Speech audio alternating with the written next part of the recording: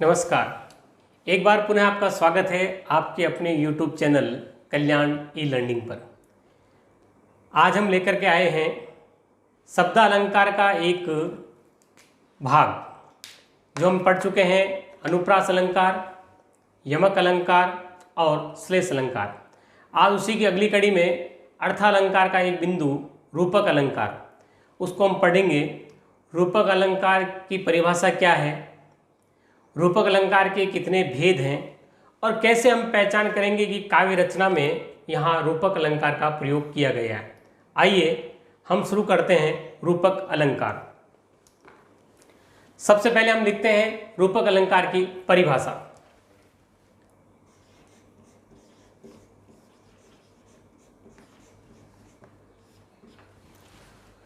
यह अर्थालंकार है। जहां अर्थ में चमत्कार होता है वहां अर्थालंकार होता है।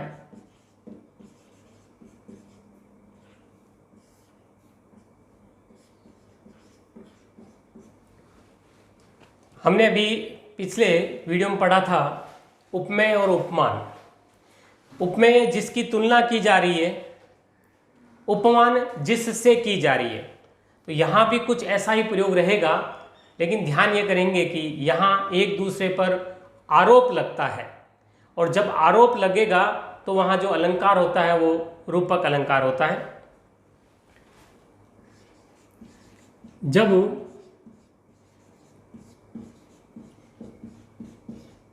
एक वस्तु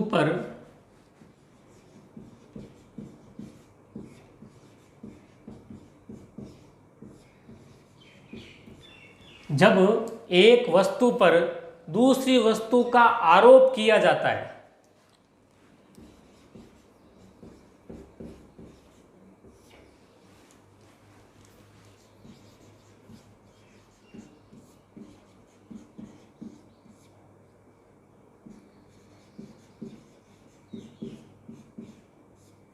कहने का मतलब होगा जब एक वस्तु पर दूसरी वस्तु का आरोप किया जाए, अर्थात जब एक वस्तु को दूसरी वस्तु का रूप दिया जाता है, अर्थात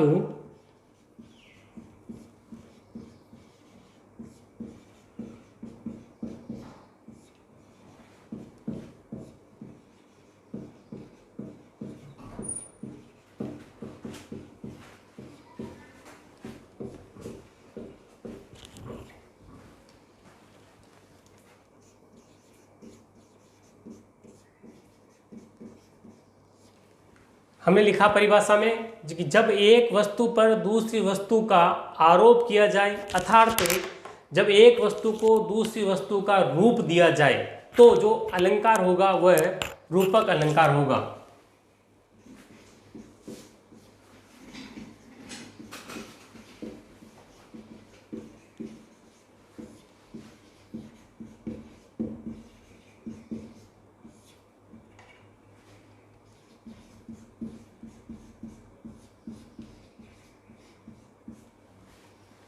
अब हमारे सामने प्रश्न खड़ा हो सकता है कि आरोप यानी क्या, आखिर आरोप कैसे लगाएंगे। उपमेय और उपमान है, दोनों वस्तु है, एक दूसरे में कैसे उन पर आरोप लगता है। तो आइए हम लिखते हैं उसको आगे।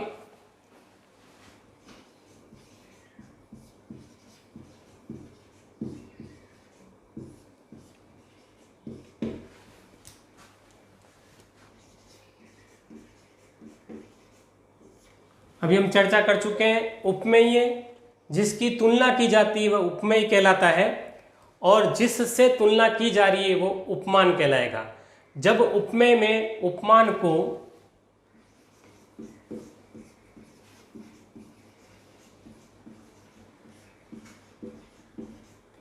अभेद रूप, यानी जिनको अलग नहीं किया जा सकता, ऐसे अभेद रूप से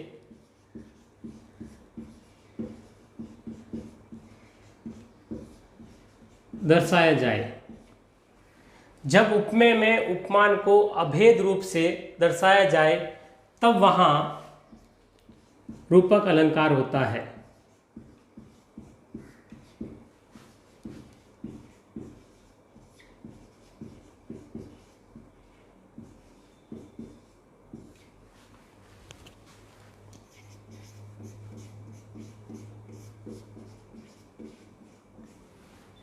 हमने प्रथम परिभाषा में लिखा कि जब एक वस्तु पर दूसरी वस्तु का आरोप किया जाए, अर्थात जब एक वस्तु को दूसरी वस्तु का रूप दे दिया जाता है तो वहाँ रूपक अलंकार होता है।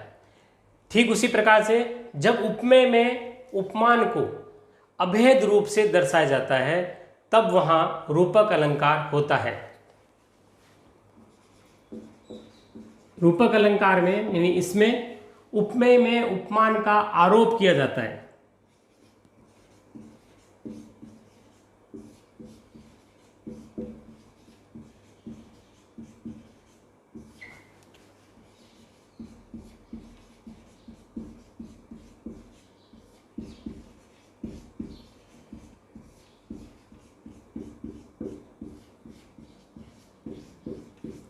उपमेय में उपमान का आरोप किया जाता है।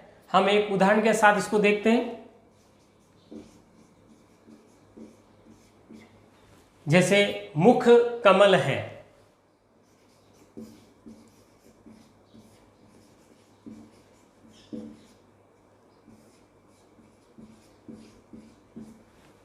यहां हम देखते हैं कि इस उदाहरण में मुख पर आरोप हुआ है। किसका आरोप हुआ है?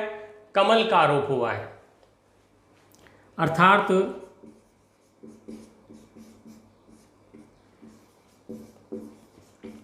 मुख को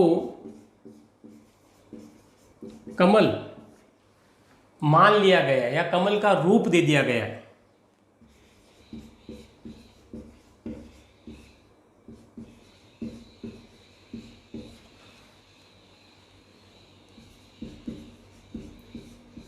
इस प्रकार हम देखते हैं कि जहां उपमेय में उपमान पर आरोप होता है, उपमेय में उपमान का जहां भी आरोप होगा वहां अलंकार जो होगा वो होगा रूपक अलंकार। मुख को कमल का रूप दिया गया है। किस उदाहरण द्वारा? मुख कमल है, यहाँ मुख को कमल मान लिया गया है, कमल पर उसका आरोप हुआ है। और जहाँ भी उपमेय में जिसकी तुलना की जा रही है, उपमान जिससे की जा रही है, उपमेय का आरोप उपमान पर जब होगा तो वहाँ जो अलंकार होगा वह रूपक अलंकार होगा। अब रूपक अलंकार कितने प्रकार के होते हैं आइए देखिए।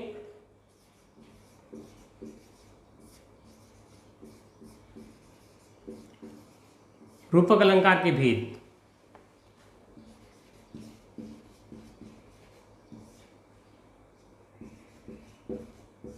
मुख्य रूप से 3 भेद हैं।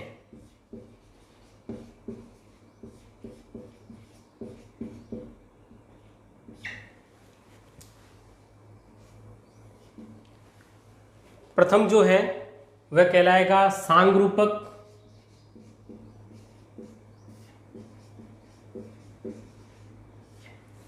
दूसरा जो भेद है वो कहलाएगा निरंग रूपक।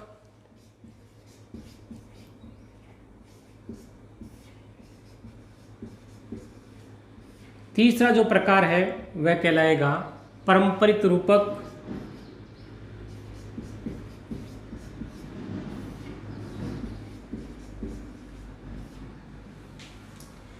इस प्रकार हम देखते हैं कि रूपक अलंकार के 3 भेद हैं, सांग रूपक, निरंग रूपक और परंपरित रूपक। एक बार पुनः हम परिभाषा दोहराते हैं। जब एक वस्तु पर दूसरी वस्तु का आरोप किया जाता है, अर्थात एक वस्तु को दूसरी वस्तु का रूप दे दिया जाए तो वहाँ रूपक अलंकार होता है। कहने का मतलब होगा कि जब उपमेय में उपमान का आरोप किया जाता है तो वहाँ जो अलंकार होता है वह होगा रूपक अलंकार। उदाहरण में हमने लिखा है मुख कमल है, यहाँ मुख है जो है उसकी तुलना की गई है किसके साथ? कमल के साथ में। तो मुख पर जो उपमेय है उसमें उपमान का आरोप कर दिया गया कि मुख को कमल का रूप दे दिया गया, और जहाँ उपमेय में उपमान का आरोप होगा वहाँ रूपक अलंकार होता है। रूपक अलंकार के मुख्यतः 3 भेद माने गए हैं, सांग रूपक, निरंग रूपक और परंपरित रूपक। आइए हम प्रत्येक रूपक के प्रकार का एक एक उदाहरण के द्वारा समझने का प्रयास करते हैं।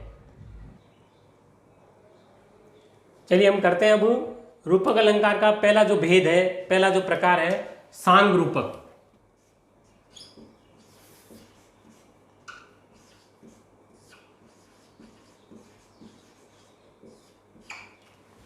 जब उपमेय को उपमान बनाया जाए, परिभाषा लिखते हैं हम इसकी।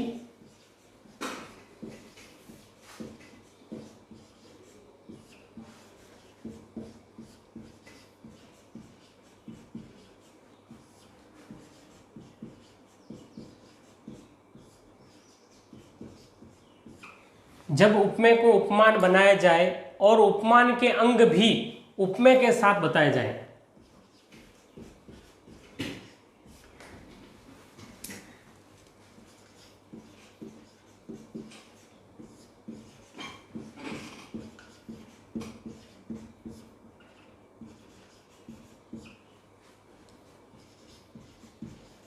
उपमेय के साथ बताए जाए।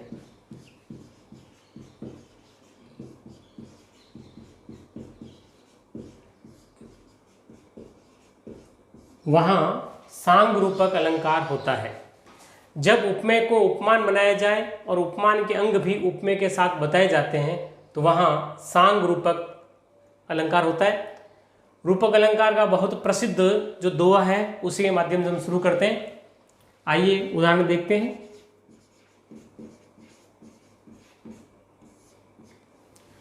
उदित उदयगिरी मंच पर रघुवर बाल पतंग, बहुत सुना होगा आपने। उदित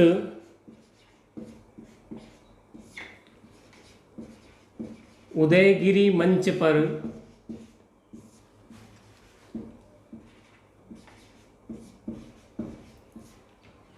रघुवर बाल पतंग।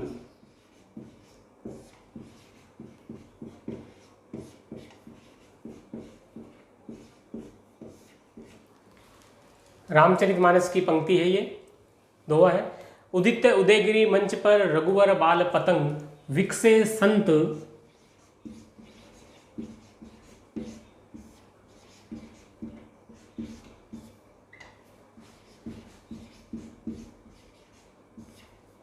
विकसे संत सरोज सब हर्षे लोचन भृंग।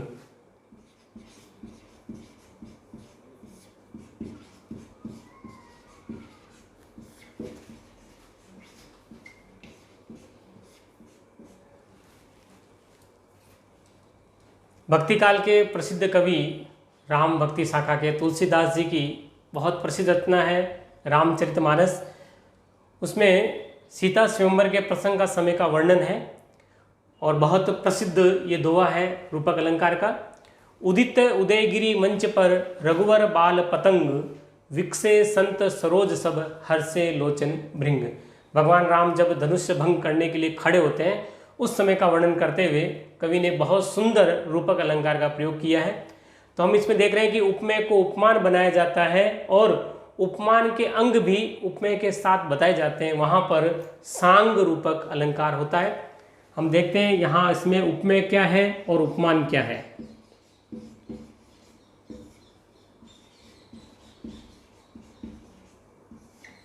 उपमेय उपमान, तो यहाँ पर हम देखते हैं उदित उदयगिरी मंच पर। तो मंच किसके लिए प्रयोग किया गया है यहाँ पर? उदय होते हुए सूर्य के लिए। सूर्य कहाँ होता है? उदयाचल में उदय होता है।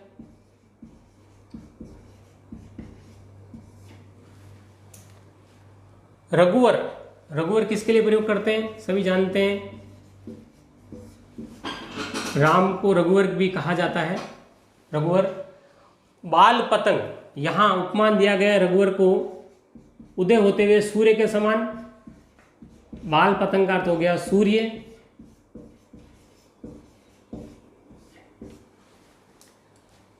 विकसे संत सरोज, संत सरोज, संत यानी वहां जो बैठे हुए साधु मुनि थे सभी उस विवाह प्रसंग में।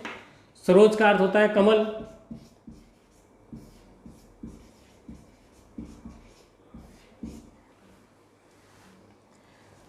हर्षे लोचन भृंग, लोचन का अर्थ सभी जानते हैं नेत्र, नयन, चक्षु, आंख, और भृंग भंवरा।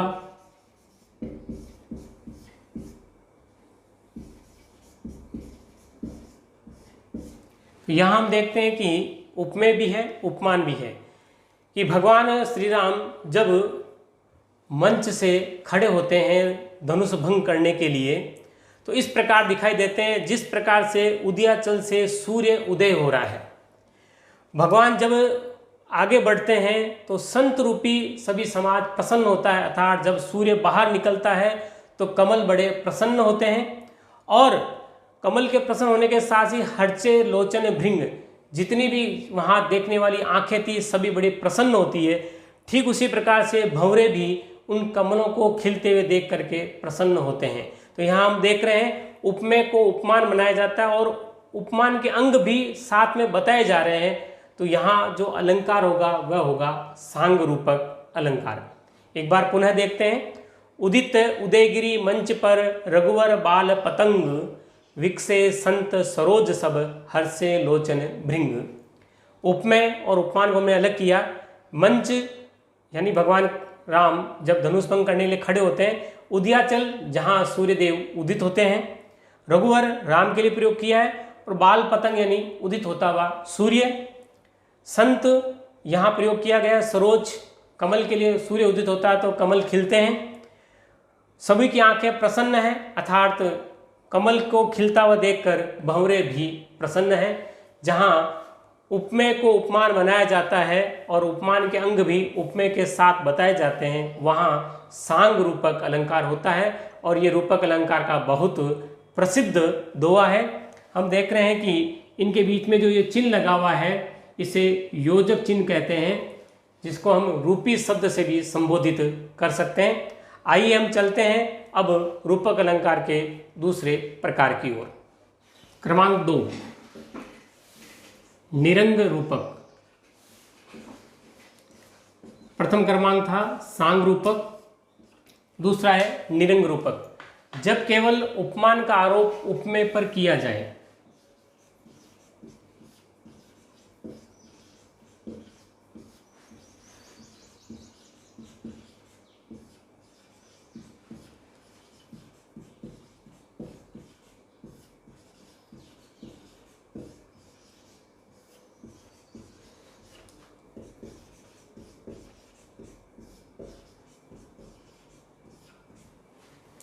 जब केवल उपमान का आरोप उपमेय पर किया जाता है तो वहाँ जो अलंकार बनेगा वो निरंग रूपक अलंकार बनेगा। आइए एक उदाहरण के साथ देखते हैं।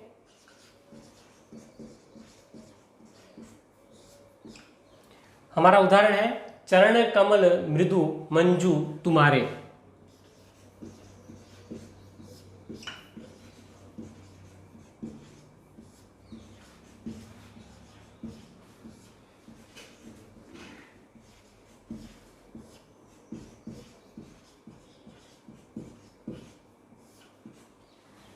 चरण कमल मृदु मंजू तुम्हारे, तो हम ये देख रहे हैं योजक चिन्ह यहाँ पर लगा हुआ है। तो चरण रूपी कमल, मृदु यानी सुहावने, अच्छा, मधुर, मंजू सुंदर। तो यहाँ चरणों को क्या माना गया है? कमल माना गया है।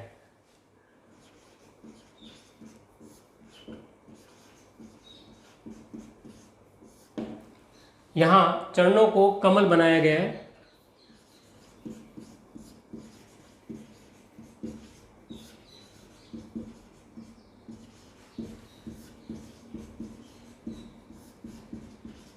परिभाषा में लिखा है जब केवल उपमान का आरोप उपमेय पर किया जाता है तो वहाँ जो अलंकार होता है निरंग रूपक, यहाँ चरण को कमल बना दिया गया है। यानी कहने का अर्थ हो गया कमल के अंगों को चरण के साथ नहीं बताया गया, जबकि चरण को कमल के साथ बताया गया है। यानी यहाँ उल्टा बताया गया है, चरण रूपी कमल, कमल रूपी चरण नहीं है, यह कमल रूपी चरण है। चरण कैसे हैं? कमल के समान है। तो यहाँ हम देखते हैं यहाँ चरणों को कमल बनाया गया है, और जहाँ पर उपमान का आरोप उपमेय पर किया जाता है तो वहाँ जो अलंकार बनता है वो निरंग रूपक अलंकार बनता है। आइए हम चलते हैं क्रमांक 3 की ओर, जिसका नाम है परंपरित रूपक।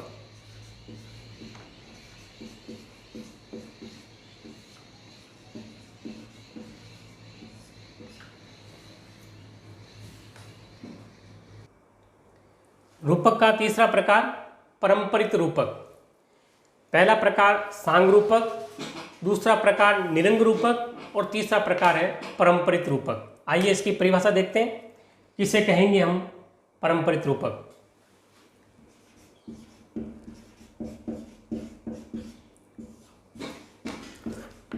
परंपरित रूपक में 2 रूपक होते हैं, ये याद रखेंगे हम।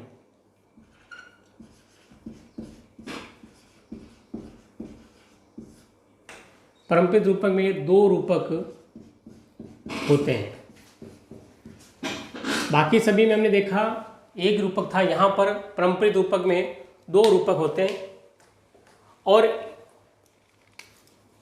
एक रूपक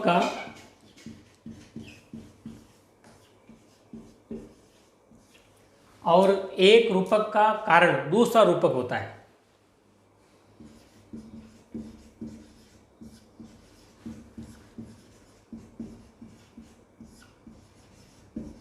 दूसरा रूपक होता है।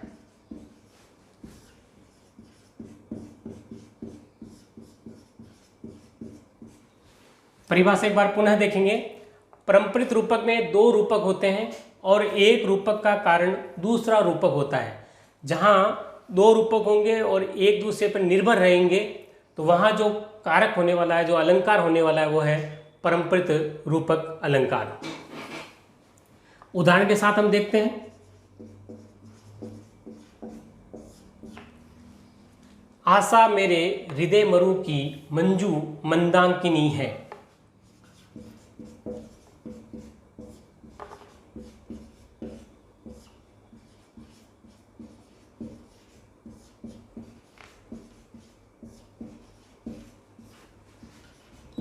आशा मेरे हृदय मरु की मंजू मंदाकिनी है। तो यहाँ हम देख रहे हैं दो रूपक है, आशा और मंदाकिनी एक और हृदय और मरु दो रूपक। तो हम लिखते हैं यहाँ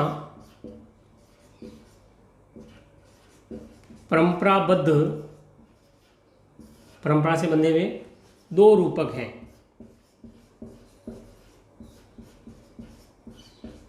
दो रूपक हैं, एक हृदय और मरु वाला जो हमने पढ़ा है, हृदय मरु,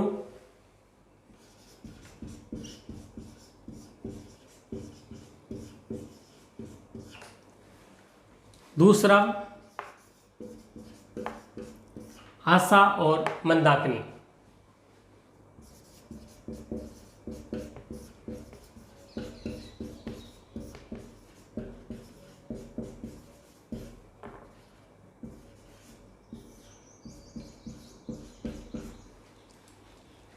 उदाहरण है हमारे पास, आशा मेरे हृदय मरु की मंजू मंदाकिनी है। तो यहाँ पर दो रूपक हमारे पास में, एक आशा और मंदाकिनी, दूसरा है हृदय रूपी मरु। तो यहाँ परंपराबद्ध दो रूपक हैं, एक हृदय और मरु का है और दूसरा आशा और मंदाकिनी का। इस प्रकार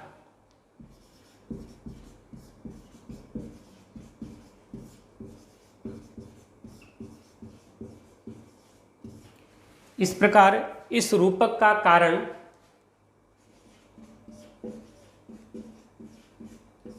हम लिखा है कि यहाँ पर और एक रूपक का कारण दूसरा रूपक होता है। तो इस प्रकार इस रूपक का कारण एक दूसरा रूपक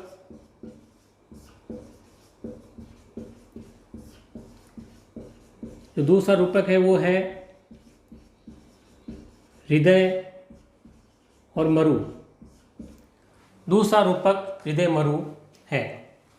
इस प्रकार से हमारा ये परंपरित रूपक पूरा होता है। पुनः देखते हैं, परंपरित रूपक में दो रूपक होते हैं और एक रूपक का कारण दूसरा रूपक होता है। यहाँ उदाहरण हमारे पास है, आशा मेरे हृदय मरु की मंजू मंदाकिनी है। तो यहाँ दो रूपक हमारे पास में, एक आशा और मंदाकिनी के रूप में और दूसरा है हृदय और मरु के रूप में। तो यहाँ परंपराबद्ध से दो रूपक हमारे पास आए, एक हृदय और मरु का और दूसरा आशा और मंदाकिनी का। परिभाषा के अनुसार इसमें दो रूपक मिले हैं। इस प्रकार इस रूपक में एक कारण है और दूसरा उसका रूपक बना है, इसलिए यहाँ पर परंपरित रूपक हुए। रूपक अलंकार के कुछ प्रसिद्ध उदाहरण चलते हैं, आइए हम उन उदाहरणों की ओर चलते हैं। पहला उदाहरण जो बहुत प्रसिद्ध है और रूपक अलंकार में बहुत बार परीक्षाओं में पूछा भी जाता है, अंबर पनघट में डुबो रही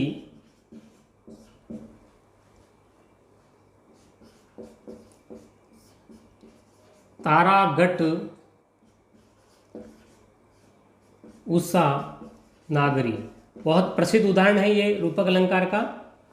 आप सीधी परिभाषा और उदाहरण लिख सकते हैं। ये अंबर रूपी पनघट में तारा रूपी गड़े को उषा रूपी चतुर स्त्री डुबो रही है, ये बहुत प्रसिद्ध उदाहरण चलता है।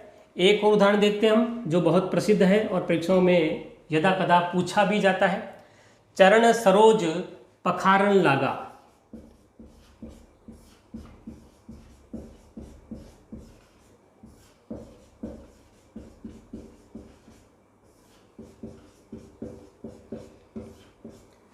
यहाँ चरण रूपी सरोज के लिए प्रयुक्त किया है, और जहाँ पर आरोप होगा वहाँ हमेशा जो अलंकार होगा वो रूपक अलंकार होगा।